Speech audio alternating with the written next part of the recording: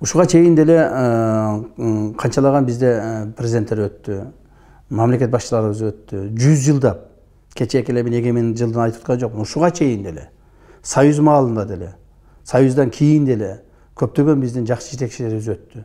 Мамлекеттик жакшы ушу мамлекетти башкарган аталарыбыз, атууларыбыз өттү. Бирок алар ушул маселени чече алышпады да. Кыргызстан, Өзбекстан чегарасын чече албай кетишти. Ар түрдүү бул жерде тоскоолдуктар болду. Саясий тоскоолдуктар болуп калды, экономикалык тоскоолдуктар болуп калды. Же кимдир бирөөнүн эрки жетпей калды, кимдир бирөөнүн ошого батынып бара алышпады. Кече деле биз ушуну өткүзүп атканда, өткүзөөрдүн алдында кече эле кыйын болуп жүргөн жигиттерден 5-6 келди. Мага да келди. Президентибизге да барышты, айтышты. Ай ушуну тийбей эле койбойлубу, тим эле койбойсуңарбы, не кыласыңар башыңарды оорутуп. Кийин келгендер чечип алсын. Унчукпай эле таштап койгула жата берсин. Не кыласыңар башыңарды оорутуп, жакшы көрүнүп, жаман көрүнүп деп деле бизге канча жолу айтышты. Биз айттык, жок, биз чечишибиз керек. Биз чечишибиз керек.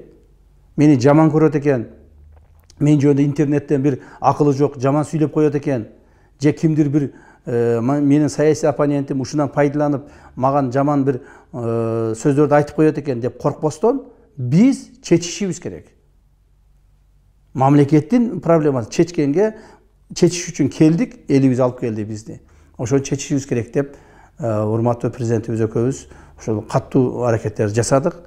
Аракеттерибиз түшүмүн берди, Кудайга шүгүр. Мамлекеттин пайдасына, эли журттун пайдасына кыргыз-өзбек чегарасын чечип алдык. Урматтуу депутаттарыбыз колдоо беришти. Эми президентибиз жакында колдоо коет дагы. Ошол маселе акырына чечилет.